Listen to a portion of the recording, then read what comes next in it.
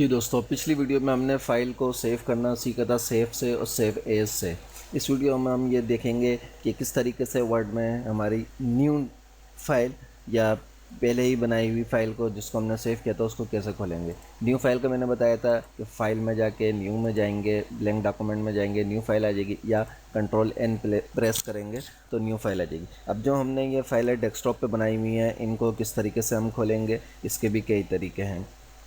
जो तरीका आपको ज़्यादा इजी लगे उसको आप यूज़ करें।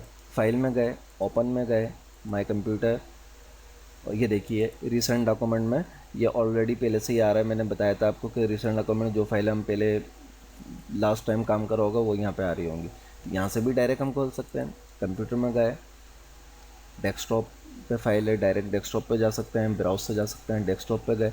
अब यहाँ पे मैं माई फर्स्ट डॉक्यूमेंट खोलना चाहता हूँ, माई फर्स्ट डॉक्यूमेंट खोल लूँ। ये मैंने माई फर्स्ट डॉक्यूमेंट पे क्लिक करा, ओपन, ये फाइल मेरे पास खुल गई। यहाँ पे आ रहा है माई फर्स्ट डॉक्यूमेंट। अब मैं कंट्रोल ओ की कमांड से इसको खोल के देखता हूँ दूसरी फाइल को। कंट्रोल ओ मैंने प्रेस करा तो यही चीज़ आ गई।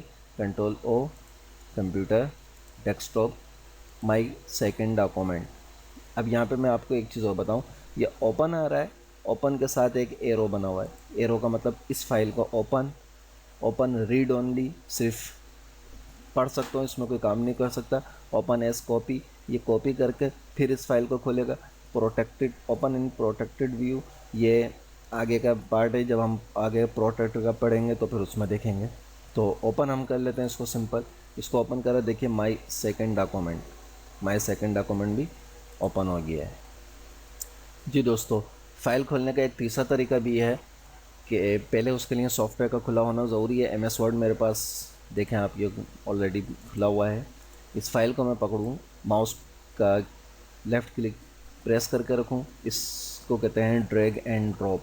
ड्रैग एंड ड्रॉप सिस्टम के ज़रिए मैं इसको खोल सकता हूँ। फाइल को पकड़ के मैं सॉफ्टवेयर के ऊपर लेके जाऊँ और यहाँ ला के इस पर छोड़ दूँ तो ये फाइल मेरी खुल गई।